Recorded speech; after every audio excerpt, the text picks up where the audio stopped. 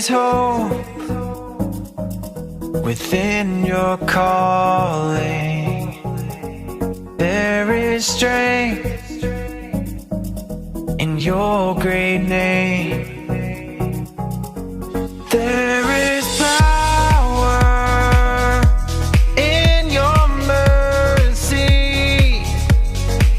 You are all I've ever needed. You will always be enough. It's your love is strong enough. Your grace is big enough. Your heart is more than enough to make me new. Your love is strong enough. Your grace is big enough. Your heart is more than enough to make me new. You make me new.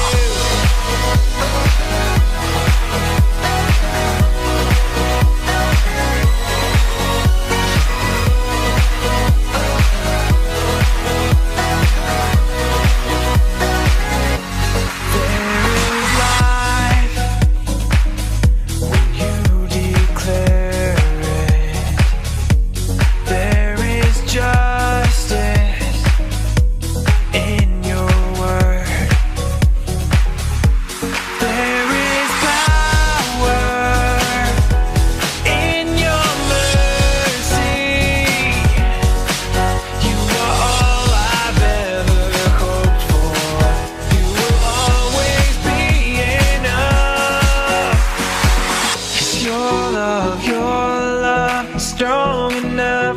Your grace is big enough. Your heart is more than enough to make me new. Your love is strong enough. Your grace is big enough. Your heart is more than enough to make me new. You make me new.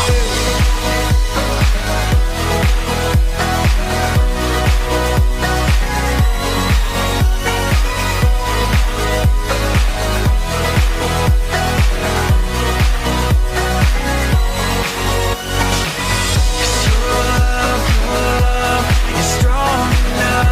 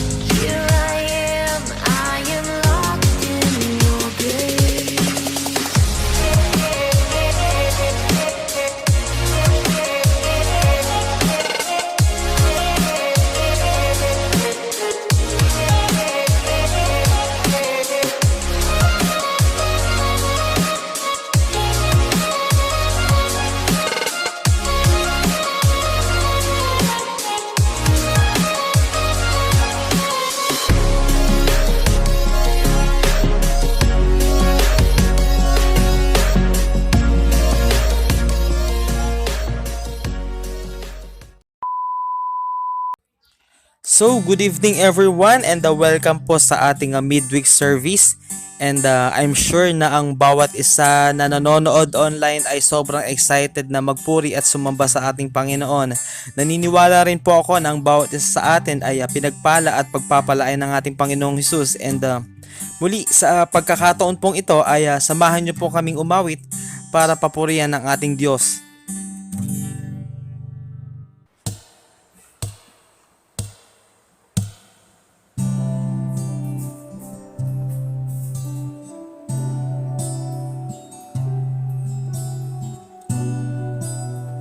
Napakabuti mo, O Diyos. Dapat ka namin iwalhatiin, Panginoon, at purihin. Para sa iyo itong Panginoon.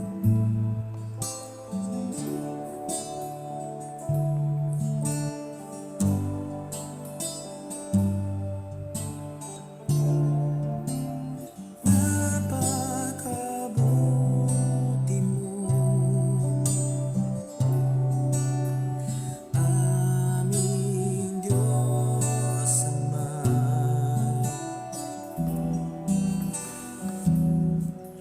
Iyong likha, luluwalhatin ka.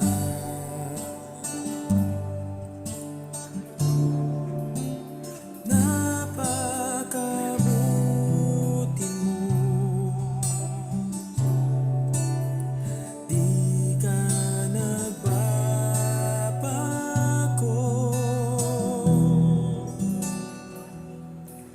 Noon, ngayon, kailan pa man, sa buhay ko'y tapat. Ikaw ang Panginoon ko. Ikaw ang Panginoon ko, ang hari ng aking puso. Tanging sa piling mo ang kagalakan ko. Kapag kasama mo, O Diyos, lubos ang ligaya.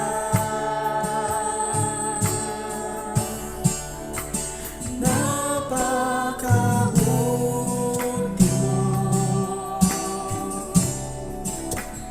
aming Diyos Ama.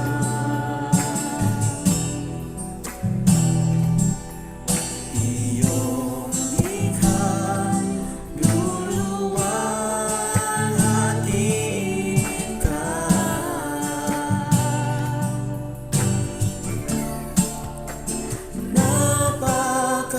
Napakabuti mo, di ka nagbabago.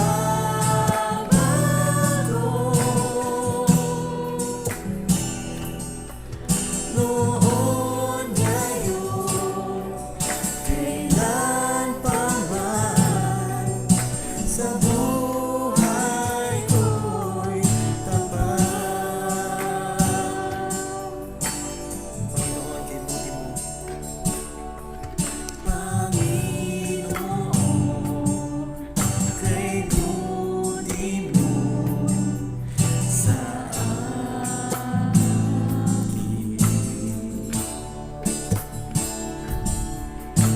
Ikaw lamang ang tanging kong sasambahin.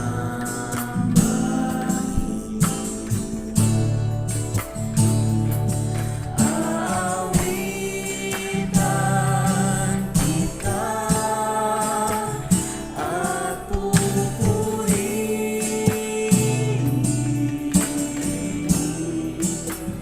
Panginoon, kay buti mo sa akin.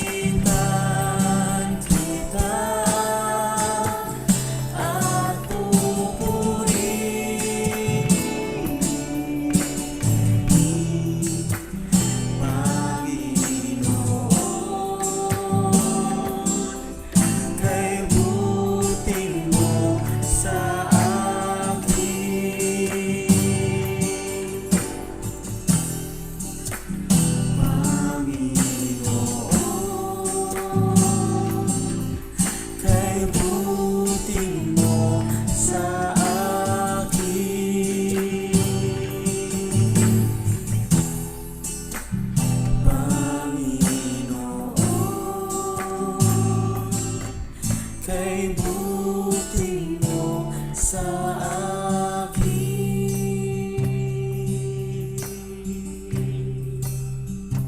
Palakpakan po natin ang Panginoon sa gabing ito. Praise God. We worship you. So let us pray. Most gracious and heavenly Father, thank you Lord God sa araw na ito na binigay mo po sa bawat isa sa amin. Sadyang napakabuti mo o Diyos. Karapat dapat ka naming luwalhatiin Panginoon. And alam namin Lord God na ang iyong mga pagpapala ay sobra-sobra at hindi nagkukulang. Kaya karapat dapat ka naming pasalamatan Panginoon. And muli dinadalangin namin Ama na protektahan mo kami ng iyong mga kamay sa kahit anong sakit na pwedeng dumapo sa aming katawan. And alam namin Lord God, naniniwala kami Lord God na pagagalingin mo po ang mga nakakaranas nito. And naniniwala kami Panginoon na kumikilos ka sa mundong ito na hindi mo hahayaang mahirapan ng iyong mga anak. And patuloy ka naming sasambahin Panginoon. And we declare the victory Lord God sa gabing ito. At ang iyong mga pangako Lord God, ang aming mga pangahawakan Panginoon. Maraming salamat Lord God. At ito po ang aming mga dalangin Lord God sa oras na ito. At muli, ibinabalik po namin ang aming papurit pagsamba sa tanging pangalan ng aming Panginoong Hesus. At ang bawat isa po ay magsabi ng Amen and Amen.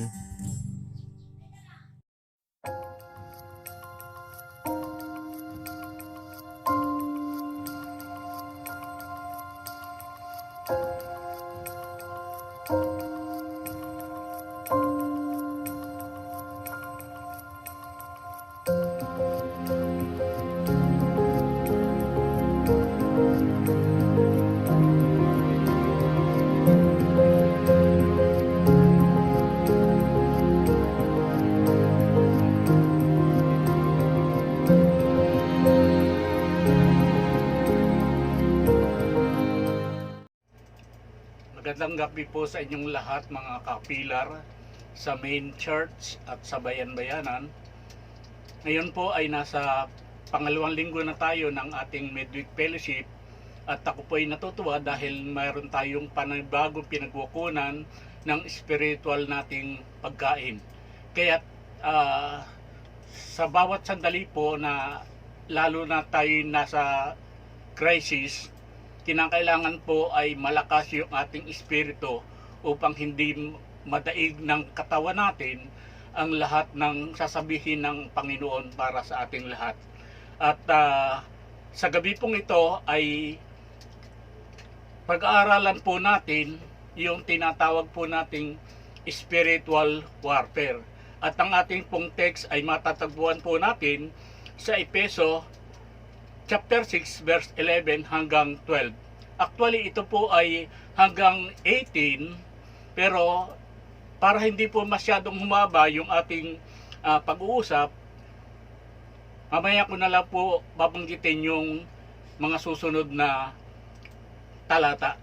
At ito po yung ating makikita at mababasa doon.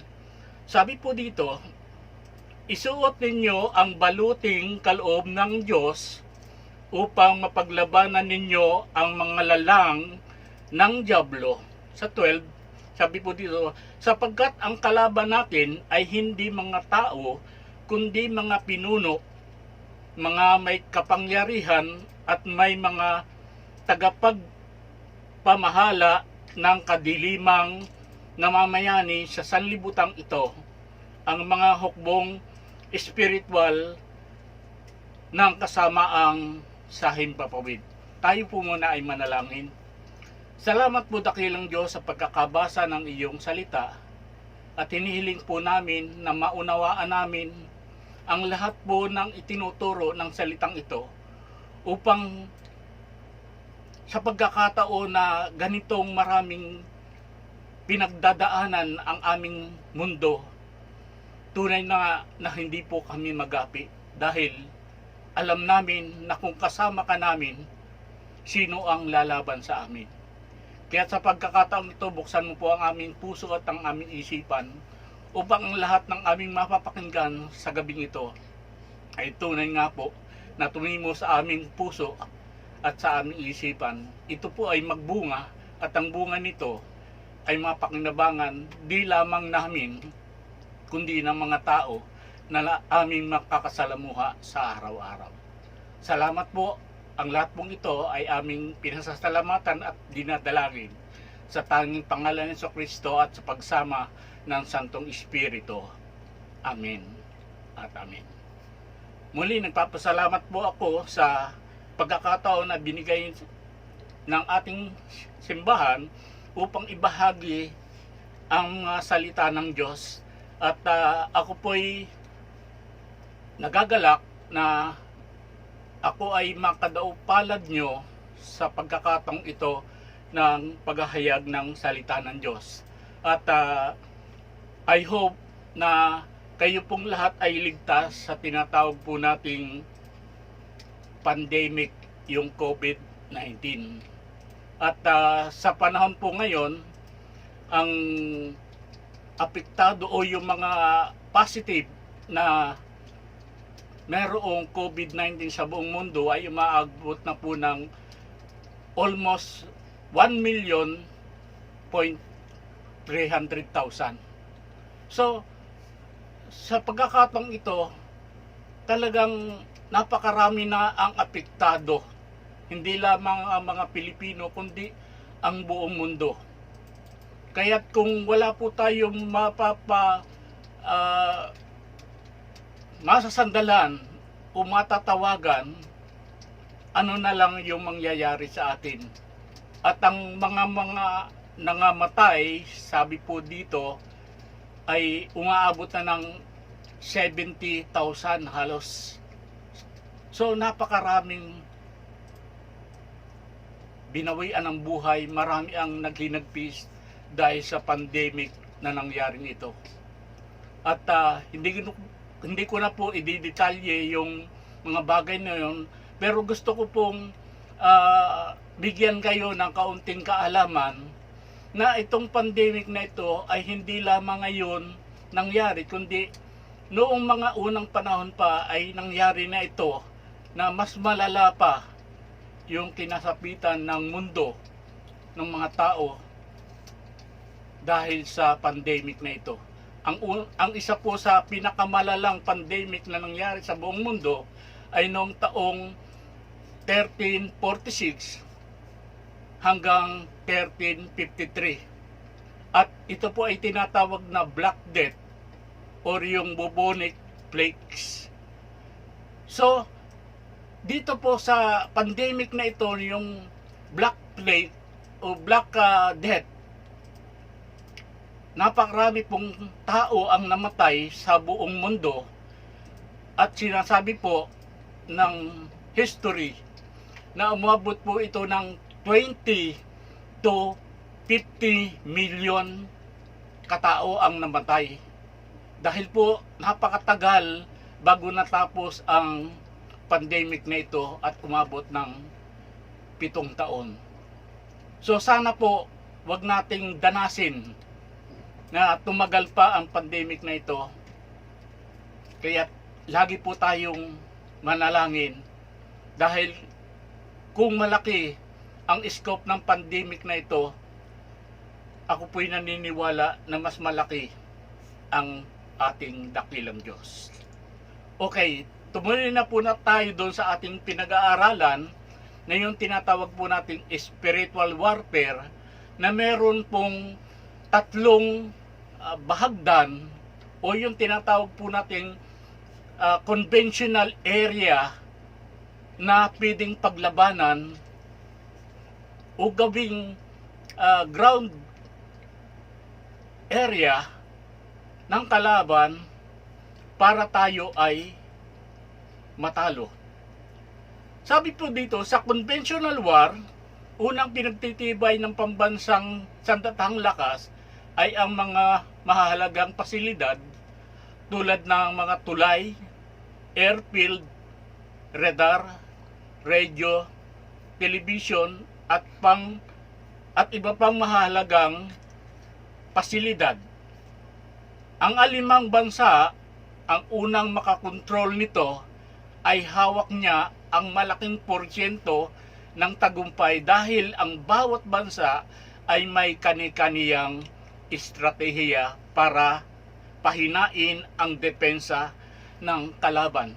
Ang isang halimbawa po ng conventional weapon na katulad ng ating binabalita sa gabing ito ay yung pong nangyari noong 1967 at ito po yung tinatawag na Six-Day War.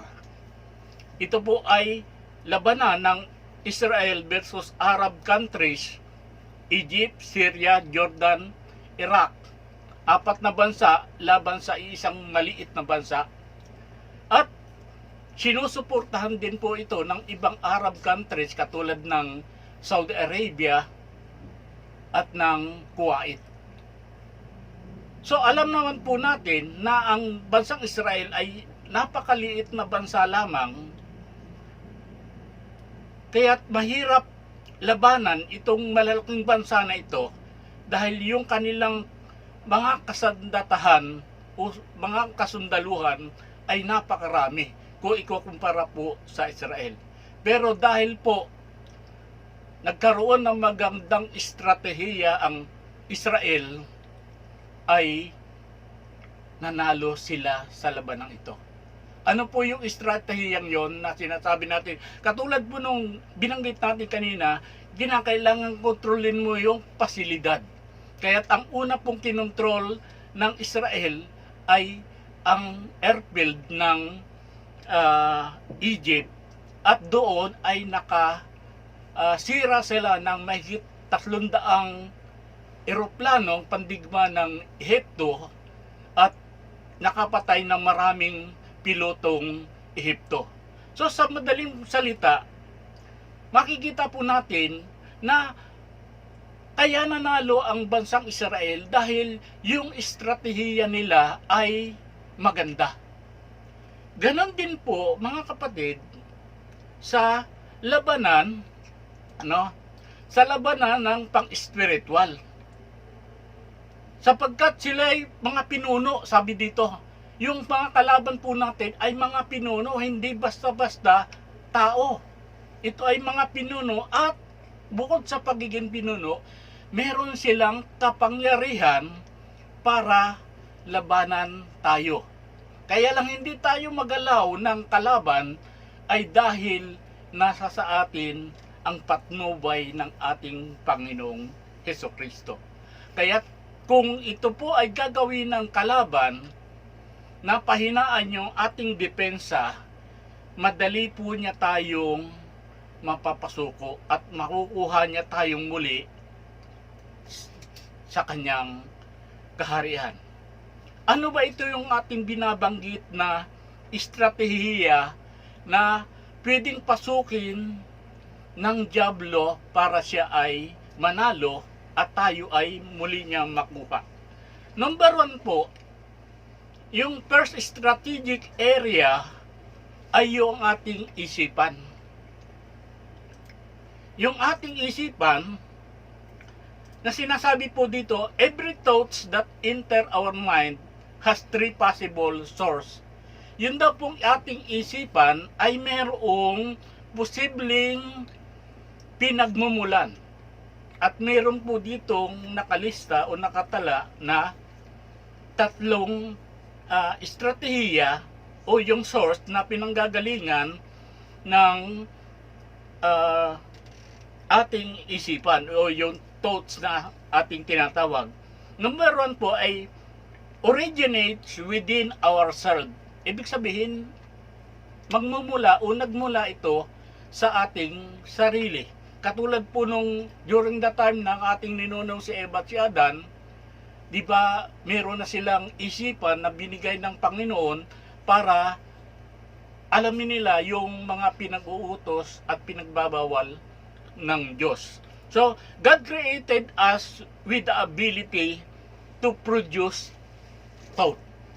Dahil kakaiba po ang pagkakalalang ng Diyos sa atin, kaya yung ating isipan ay pwedeng mag-produce ng kaisipan na para sa kabutihan natin. Ang pangalawa po ay yung thoughts that come from God. Kaisipan na nagmumula sa Diyos. At ano itong kaisipan na nagmumula sa Diyos? Ito po ay yung mga tinatawag po nating revelation o kapahayagan, guidance, voice of God, or gift of the word of knowledge. Kaya minsan magtataka tayo, makakarinig tayo ng mga kapatiran na sinasabi nila, ano ba yung revelation sa iyo ng Panginoon? So ito pala ay nagmumula sa Diyos. Yung thoughts na yun ay nagmumula sa Diyos. Ang pangatlo, yung third source ay yung our enemy, which is the devil. At paano po ito mangyayari? Sabi dito, even though Satan could not read our mind, he has had the entire evil empire to do it. Totoo po na hindi kayang basahin ng dyablo ang isipan ng tao. Pero sa dami po ng kanyang alipores, sinasabi dito empire. Pagka sinasabi pong empire, napakalaki nito, napakalawak nito. At dahil sa kalawakan o sa karamihan ng alipores ng dyablo, kayang-kaya na ikaw ay maabot saan ka man naroon. Alalahanin po natin, bukod dun sa evil na sinasabi ng mabuting balita, ay meron pa rin tinutukoy na demons. Iba po ang likha sa evil at iba yung pagkakalika sa demon. Pero parehas po silang nasa anyong hangin. Dahil sila po ay mga spiritual being. Pero ang kaibahan po ng evil, ito po ay hangin lamang, nasa anyong hangin, at yung demon, nasa anyong hangin, pero pwedeng mag-possess ng katawan ng hayop at katawan ng tao. Ang halimbawa po nito ay nung panahon na si Jesus Christ, na nung sila ay namamangka, na pinatigil niya ang unos, na sila'y umahon. Nung pag-ahon nila ay sinalubong siya ng isang tao na napoposes. At sinabi ng taong yon na napoposes, Jesus, pumarito ka ba para kami ay patayin? Sabi ni Jesus, tumigil ka, ano ang pangalan mo? Ang sabi nung taong yon, ang pangalan ko ay Legions. Ibig sabihin, pagka Legions, napakarami nito. Kaya sabi nung Legion, kami ay nagsusumamo sa iyo na kung kami papatayin mo, papasukin mo kami doon sa mga baboy na kanilang nakita. At pinayagan ni Jesucristo na pumasok sila sa mga baboy, sa napakaraming baboy na naandon, at sila ay tumakbo at nung nahulog sila at nangamatay. So ganun po ang karami ang dyablo nakakampi ng ni Lucifer. So, nakita po natin na yung isipan ng tao ay kayang pasukin sa pamamagitan ng pagmamanwan. Kung ano yung ikinikilos mo, doon gagawa ang dyablo para ikaw ay magapi. So, mamaya na po natin banggitin yung kung paano natin palalaksin at tatalunin yung kalaban. And then, ang second strategic area, ayun po tinatawag po nating heart o yung puso. Sabi po sa Proverbs chapter 4 verse 23, watch over your heart with all diligence, for from it flow the spring of life. So kung titingnan po natin at uunawaing mabuti, maganda yung sinasabi ng proverb. Dahil binabanggit po dito yung pusong yan na binubukalan ng buhay.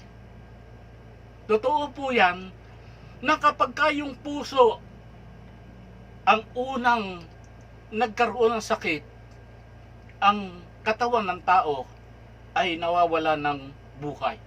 In fact, ayon po sa aking research, ang number one disease na pumapatay sa tao ay yung tinatawag po nating atake de corazon o yung stroke na patungkol po sa puso. Kaya sinasabi po ng Proverbs,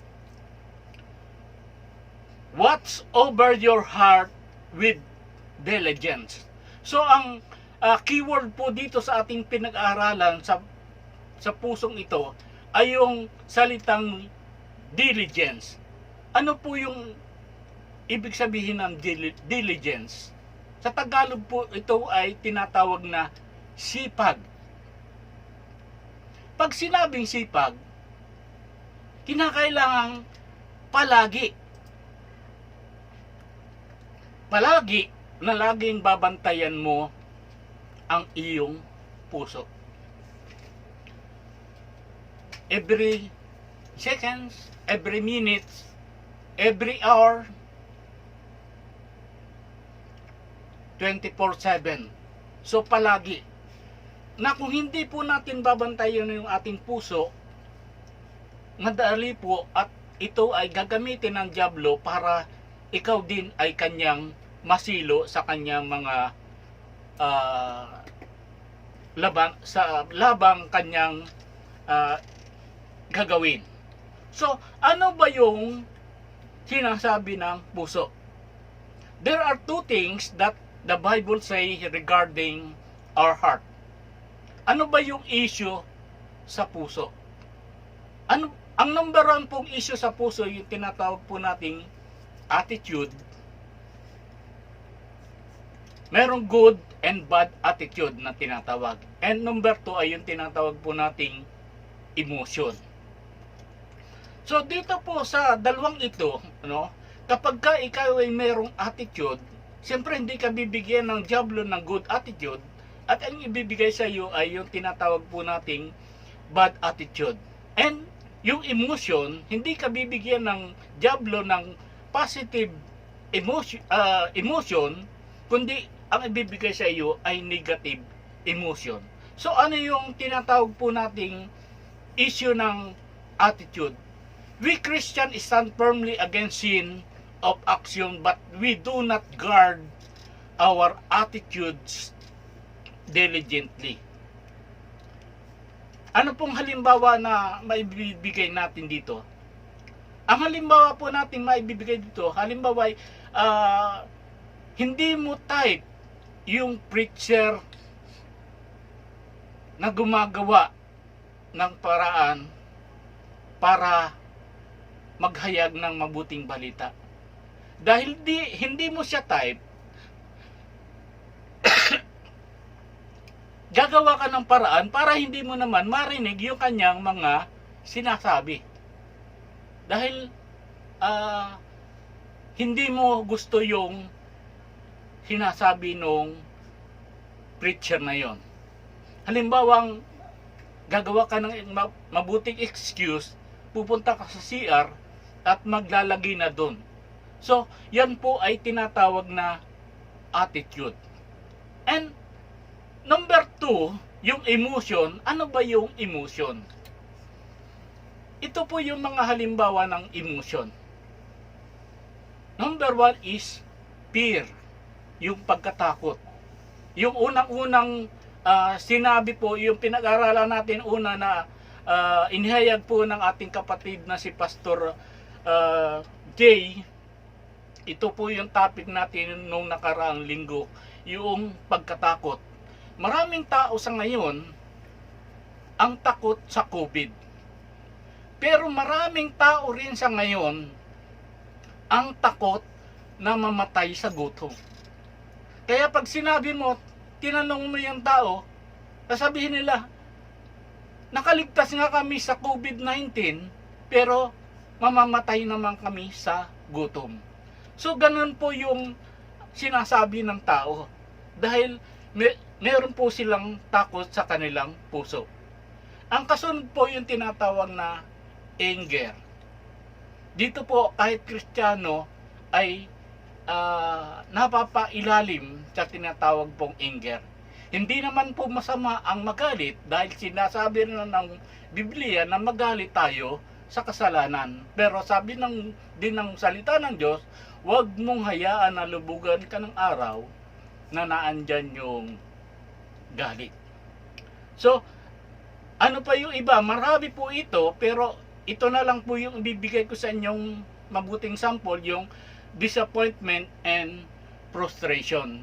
Kalimitan minsan yung mga trabahador na nananatili do sa kanilang posisyon 10 taon na naandun pa sa pinakamababang posisyon, nagkakaroon po sila ng tinatawag na frustration and disappointment. So kapag ka nangyari yon sa isang Kristiyano, yun ang gagamitin ng dyablo para pahinain ang iyong pananampalataya. So, ang number 3 po na tinatawag nating strategic area ay yung ating bibig. Sa Proverbs 21 verse 23, baliktad, whoever keep his mouth and his tongue keep himself out of trouble. So, kapag daw hindi mo ibinuka yung iyong bibig, hindi ka magkakasala. Walang trouble na magagawa. And meron pa rin sinasabi dito sa Proverbs 18 verse 21. Ito po yung ating mababasa doon. Sabi po ay, death and life are in the power of the tongue, and those who love it will eat its fruit. So, kapag ka yung ating bibig ay ating ginamit sa kasamaan, hindi po karapat-dapat, lalong-lalo na sa Christian, na gamitin itong bibig na ito, sapagkat sinasabi po ng salita ng Diyos na ang bibig o ang dila ay nakamamatay ng tao. Ang dila ay nakasisira ng pamilya, nakasisira ng tahanan. So, yun po yung tatlong area na kung saan ginagamit ng dyablo para pahinain ang ating depensa bilang Kristiyano. Ngayon, now how we can fortify our fortress. Papaano natin palalakasin yung ating kuta, yung ating tanggulan. Number 1 po, sa battleground na tinatawag pa natin yung the mind. Ito po ang dapat gawin ng isang Kristiyano. Efeso chapter 6 verse 17. At ito po yung ating mababasa doon, mga kapatid. Isuot ninyo ang helmet ng kaligtasan. So, malinaw na sinasabi ng Efeso na isuot natin yung helmet. Alam mo yung sa sundalo, napakahalaga na mayroong suot siyang helmet. Sabihin naman natin, pastor, sa helmet ngayon, tinatalaban na po yan ng bala. Kasi meron tayo tinatawag na piercing bullet na pwedeng tumalab o tumagos yung tinatawag na bala. Pero kung sa bala po ang pag-uusapan, merong bala na tumatagos sa bakal, meron din naman pong natuklasan na bakal na hindi kayang tagusan ng bala. Ano po itong ah, bakal na ito. Ang bakal pong ito ay yung tinatawag po na titanium. Totoo po ito dahil napanood ko po na isang sundalo, lahat po ng uri ng bakal ay binaril niya at sinubukan kung alin ang matatagusan ng bala. At isang bakal lang po ang hindi tinalaban, yun pong tinatawag na titanium. So, sa madaling salita, kung ikaw ay walang suot na helmet at ikaw ay isang sundalo, madali kang tamaan dahil yung iyong ulo at saka yung ating dibdib ang laging nakalabas. Vulnerable ito sa kalaban. Kaya nga't yung sinasabi ng awit, chapter 91, mababasa natin doon, na ito yung sumasanggalang doon sa mga palaso o yung araw na lumilipad at mga apoy na lumilipad. Kung meron kang helmet, hindi ka basta-basta matatamaan dahil meron kang protection. Ano yung binabanggit ng Ephesians na helmet? Ito po yung tinatawag na kaligtasan. At yung kaligtasan na yon ay ibinigay na sa atin ng Diyos. Laging inuukil-kil na sa atin ng dyablo na hindi ka ligtas dahil ikaw ay makasalanan. Hindi po totoo yan. Dahil sinasabi po dito sa Romans chapter 10 verse 9, if you declare with your mouth Jesus is Lord and believe in your heart that God raised Him from the dead, you will be saved. And meron din po siyang sinasabi sa Ephesians, for it is by grace you have been saved through faith. So, walang panlaban ang dyablo na sasabihin sa iyo hindi ka ligtas. Ang kailangan lamang natin ay panghawakan ang salita ng Diyos at ang dyablo ay walang kalaban-laban sa atin. Ang number 2, battleground, ay yung ating puso o yung ating heart. Sa Ephesians chapter 6 verse 14, ito po ang isinasamo ni Pablo para gawin po natin. Sabi po dito, itakip sa dibdib ang baluti ng pagkamatuwid. So, kagaya po na sinabi ko sa ating kanina, yung baluti, kapag wala kang baluti, ito pong dibdib ang pinakamalaking bahagi ng ating katawan. At ito po ay hayag na kapag tinamaan ng puso, tinamaan ng utak, patay agad ang tao. Pag tinamaan ng iyong kamay, pag tinamaan ng iyong paa, malulumpo ka lang pero buhay ka pa. Pero kapag tinamaan yung dalawang bahaging yan, tiyak, mamamatay ka. Kaya sinasabi po dito ni Apostol Pablo na itakip natin sa ating dibdib ay yung baluti ng pagkamatuwid o yung tinatawag po na righteousness. At ito po ay makikita natin sa 2 Corinthians chapter 5 verse 21. At ito po ang sinasabi dito. God made Him who had no sin to be sin for us, so that in Him we might become the righteousness of God. Sa pamagitan po ng ating Panginoong Hesukristo, tayong lahat na tumanggap sa ating Panginoon ay naging matuwid sa harapan ng ating Panginoon.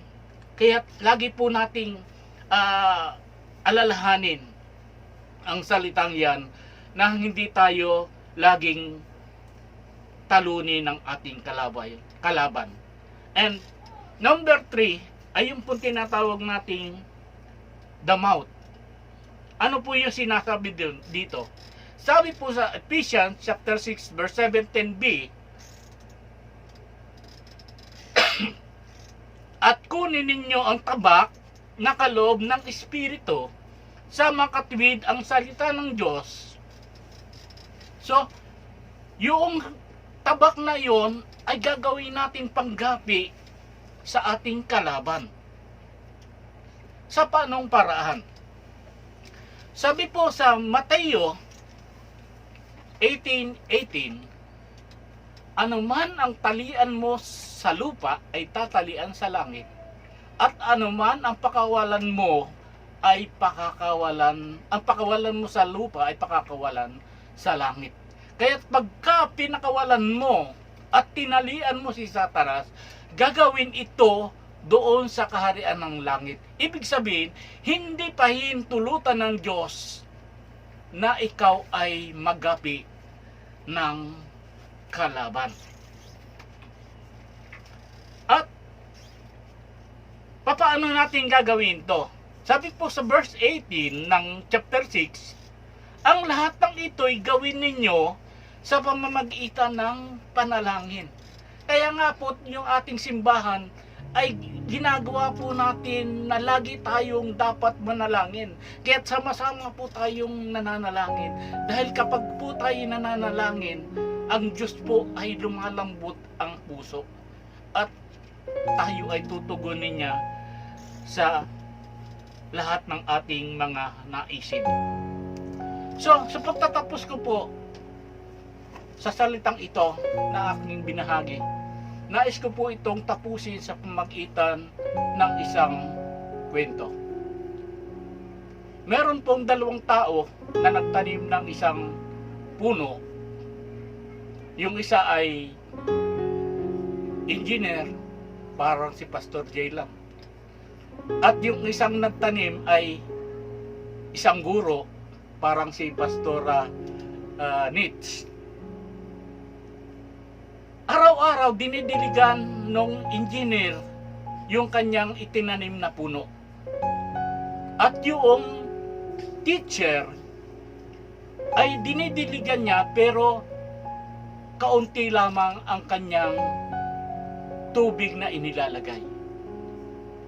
Lumago parehas yung puno na kanilang itanim, pero nung dumating yung bagyo, hangin at baha,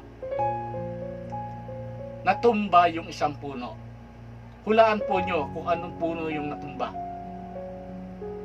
Tama po yung iba sa inyo, yung iba naman ay mali.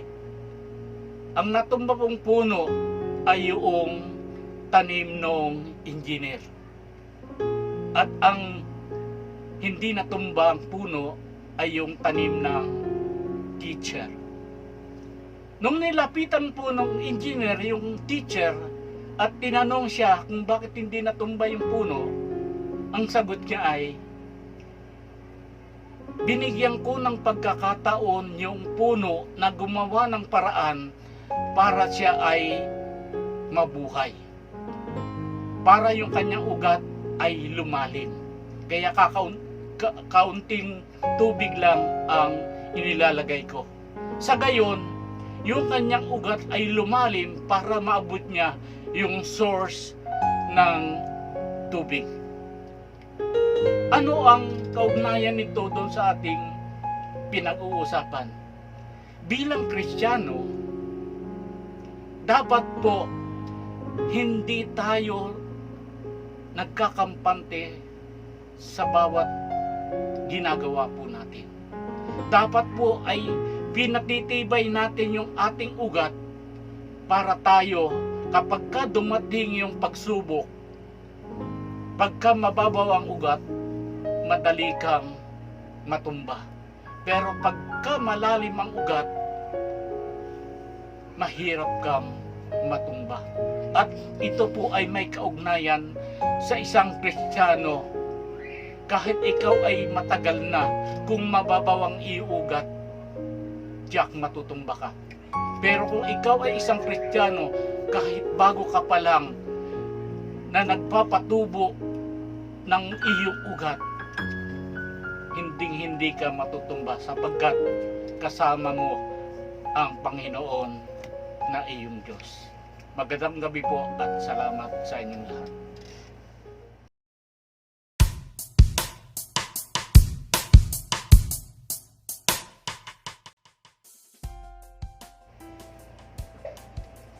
Mga kapatid, paalala lang po sa ating mga prayer everyday. Ipag-pray po natin itong 5 prayer point na sinasabi po ng ating simbahan. Number 1 po ay yung pray for an end to the virus spread. So, ipanalangin po natin yung mga bagay na ito para matigil na yung paglaganap ng COVID-19. And number 2, pray for government leaders. So yung mga leader po ng ating bansa ay ating ipanalangin. And thirdly, pray for the church leader. Kailangan po ito na yung mga leader ng church ay lagi po nating ipanalangin para yung revelation ng Panginoon ay laging maihayag sa pamamagitan po ng mga leader na ito. And pang-apat po ay yung pray for the frontliners. So yung po mga doktor, mga nurse, yung mga sundalo, yung lahat po na nasa unahan para labanan ng COVID, panalangin po natin ito. And lastly, pray for the spread of the gospel. So sa pagkakataong ito na meron pong pandemic na nangyayari sa ating bayan, ito po ang magandang chance o pagkakataon na ihayag natin ang mabuting balita sapagkat ang tao ay kinakailangan ng salita ng Diyos para sila ay mabuhay. Kaya lagi po nating isama itong mga prayer items na ito, and makikita po natin ito doon sa ipopost itong prayer items na ito, at lagi po natin itong isama bukod pa doon sa mga ipinanalangin natin sa araw-araw. Maraming salamat po.